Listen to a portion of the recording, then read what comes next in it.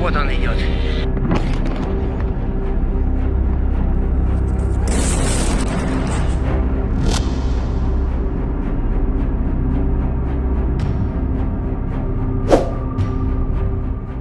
볼로디미르 젤렌스키 우크라이나 대통령은 4일 F-16이 우크라이나에 있다며 우크라이나 공군의 새로운 발전이라고 자평했습니다. 그러나 우크라이나군은 F-16을 우선 자국 방공망 강화를 위해서만 사용할 예정입니다. 미국이 F-16으로 러시아 영토를 선제 공격하지 못하도록 제한하고 있기 때문입니다. 반면 러시아는 전폭기를 띄워 거대한 탄두를 탑재한 활공폭탄을 끊임없이 투하하고 있습니다. 무게가 3톤이 넘는 FAB-3000 활공폭탄은 파괴 반경이 1km에 달하는 무시무시한 위력으로 우크라이나 본토를 쑥대밭으로 만들고 있습니다.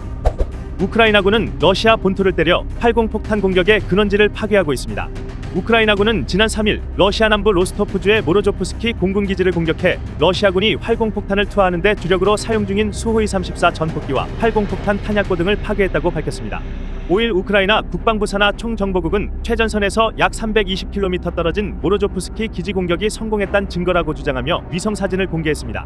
공격 전 위성 사진엔 탄약고 등으로 보이는 건물 여러 채가 확인됐지만 공격 후엔 새까맣게 그을린 땅만 남아 있습니다. 탄약 2차 폭발로 인해 주변 지역이 완전히 타버린 것으로 보입니다. 우크라이나군은 이번 공격으로 수호이 34 전폭기와 또 다른 전투기 2대가 더 파괴됐고 벽납고 등 건물 6채가 손상을 입었다고 밝혔습니다. 인근 지역에서 촬영된 영상에선 드론 공격을 받은 후 탄약과 항공연료에 불이 옮겨붙으면서 엄청난 규모의 2차 폭발이 발생하는 모습이 담겼습니다.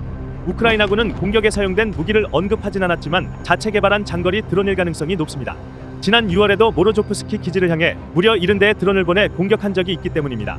6월 초엔 우크라이나군 드론이 600km 넘게 떨어진 아크투빈스크 공군기지를 때려 5세대 스텔스 전투기인 수호이 57에 손상을 입힌 적도 있어 약 300km 거리의 모로조프스키 기지는 손쉽게 공격이 가능한 거리입니다. 이와 함께 우크라이나군은 같은 로스토프 지역의 아조프 마을을 공격해 석유 저장 탱크에 화재가 발생했습니다. 아조프 마을의 석유 저장고는 지난 6월에도 우크라이나군이 공격한 적이 있는 주요 표적 중 하나입니다. 우크라이나군은 드론과 함께 장거리 미사일 공격도 병행하고 있습니다.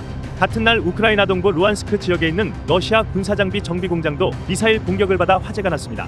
공격에는 영국과 프랑스에서 제공한 스톰섀도우 순항 미사일을 적극 사용하고 있습니다. 우크라이나 공군은 창설 20주년을 맞아 러시아군을 향해 스톰섀도우 미사일을 발사하는 영상을 공개했습니다.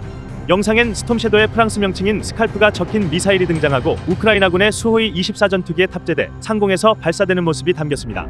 우크라이나 매체 디펜스 익스프레스는 이번에 공개된 영상이 스톰섀도우가 실제 전투에 배치돼 사용하는 모습을 담은 최초의 영상이라고 보도했습니다.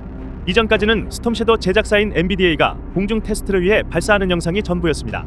우크라이나는 지난해 5월 최초로 지원받은 스톰섀도우 미사일을 활용해 주로 크림반도에 있는 러시아 흑해함대 본부를 타격하는 데 사용해왔습니다. 우크라이나군은 F-16이나 에이테크스 등의 미국산 무기로 러시아 본토를 때릴 수 있도록 허용될 때까지 장거리 드론과 함께 스톰섀도우 미사일을 주력으로 삼아 러시아 공군 기지를 때릴 것으로 보입니다.